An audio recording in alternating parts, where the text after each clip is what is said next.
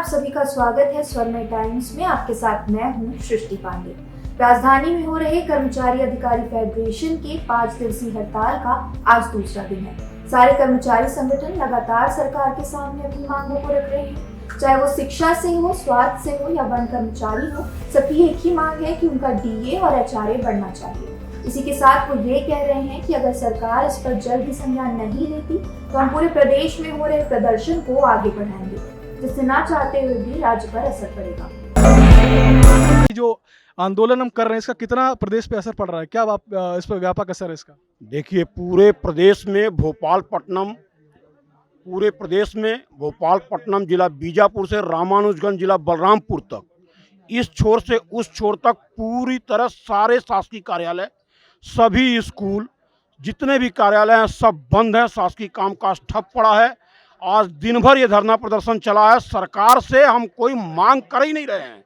महंगाई भत्ता हमारा अधिकार है। महंगाई इतनी बढ़ रही है, शासन का ये सूचकांक होता है कि महंगाई कितनी बढ़ रही है। अगर सरकार नहीं सुनती है तो अनिश्चितकालीन हड़ताल आप करेंगे, और इसके लिए क्या रणनीति आपने अगर अभी से तैयार की गई होगी कि क्या रणनीति रहेगी आगे की? जी देखिए, अभी हमारे सभी प्रदेश अध्यक्ष जितने थे उनको विभिन्न जिलों में पर्यवेक्षक बना करके भेजा गया था। वो जिलों में जा कर के साथियों का व्यू लेकर के आए हैं। सभी प्रदेश अध्यक्ष इस बात से आश्वस्त है, जिलों ने उन्हें आश्वस्त किया है कि यदि हमारी इस अधिकार को नहीं दिया गया, महंगाई भत्ते और गरीबाड़ा भत्ते पर शासन ने कोई विचार नहीं किया, तो हम काम ठप करने के लिए पूरी तरह तैयार हैं। चारों तरफ रणनीति बन रही है और निश्चित तौर पर हमारे संयोजक कमल वर्मा जी के नेतृत्व में 88 संगठन आज की डेट में जुड़ चुके हैं। इनके सारे प्रदेश अध्यक्ष एक से एक जुझारू संगठन के लोग हैं और ये आंदोलन सफल बनाने में अपनी भूमिका निभाएंगे। हमारा यही कहना है कि सरकार को कर्मचारियों के प्रति संवेदनशील होना चाहिए। आज चरणबद्ध आंदोलन करते हुए अगर कर्मचारी इस स्तर पर पहुंचे हैं कि उन्हें 5 दिन का निश्चित आंदोलन करना पड़ रहा है, और आगे की रणनीति ये भी हो सकती है कि मांगे पूरी ना हो तो वो अनिश्चितकालीन आंदोलन के लिए जाएं। कर्मचारी भी नहीं चाहता कि जनमानस को कोई तकलीफ पहुँचे, लेकिन ये व्यवस्था है कर्मचारियों की। शुरू कब से हुई? मेरा मेन सवाल यही रहना चाहेगा आपसे कि जो समस्याएं आई हैं डीए की या एचआरए की, तो ये समस्या शुरू कब से हुई है? मतलब क्योंकि पिछले सरकार को भी हम देखें तो उस वक्त इन सारी चीज़ों में क्या तकलीफ रही कि या फिर इसी सरकार में ही तकलीफ आ रही है? नहीं, देखिए, मैं आपको बताना चाहूँगा कि सरकार का कमिटमेंट तो ये था कि जैसे ही सेंट्रल का डीए बढ़ता है, छत्तीसगढ़ के स्टेट के कर्मचारियों को स्वमेव वो डीए मिल जाएगा। लेकिन ये गवर्नमेंट जो है अपने वादे से मुकर गई। आज जो छत्तीसगढ़ कर्मचारियों का डीए है वो अन्य राज्यों की तुलना में हम अगर कंपेयर करते हैं तो हम बहुत पीछे चल रहे हैं। 12% हम पीछे चल रहे हैं। जुलाई में सेंट्रल से अभी डीए की एक किस्त और आनी है। आप ये समझिए, छत्तीसगढ़ का कर्मचारी बहुत बुरी तरीके से आर्थिक नुकसान झेल रहा है। आप यहाँ पे समर्थन करने आई हैं, आपके साथ अभी और कितने लोग हैं आपके?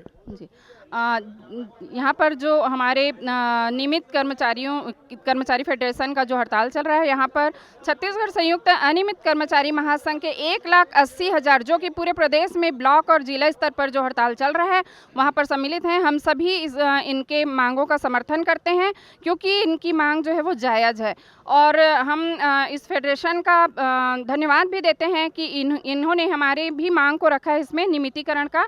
छत्तीसगढ़ संयुक्त अनियमित कर्मचारी जो है वो संघर्ष कर रहा है सालों से नियमित होने के लिए।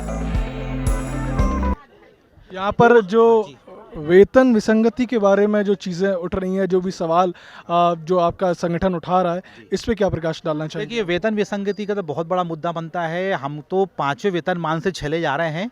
जब 5वां वेतनमान आया था तो हमको केंद्र के जो शिक्षक थे उनसे 1 ग्रेड नीचे रखा गया था, 1 ग्रेड डाउन किया गया था।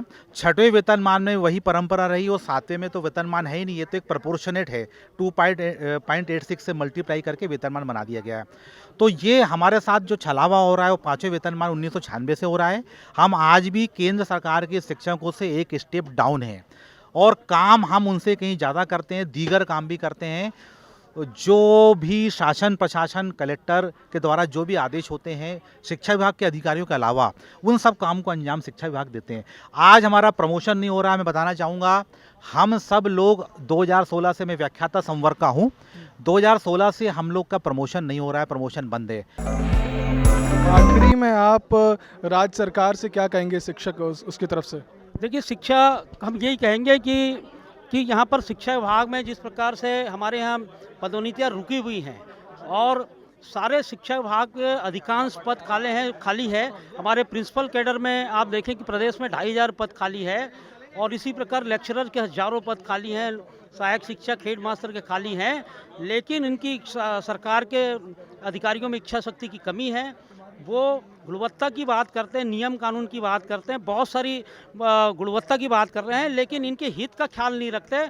उनको जब वो रिटायरमेंट के कगार पे हैं फिर भी उनको आज आंदोलन स्थल पे सारे कर्मचारियों का एक ही नारा था भूपेश बघेल जी से कि नरवा गरवा घुरवा बारी नहीं आए हैं कर्मचारी मन के बारी।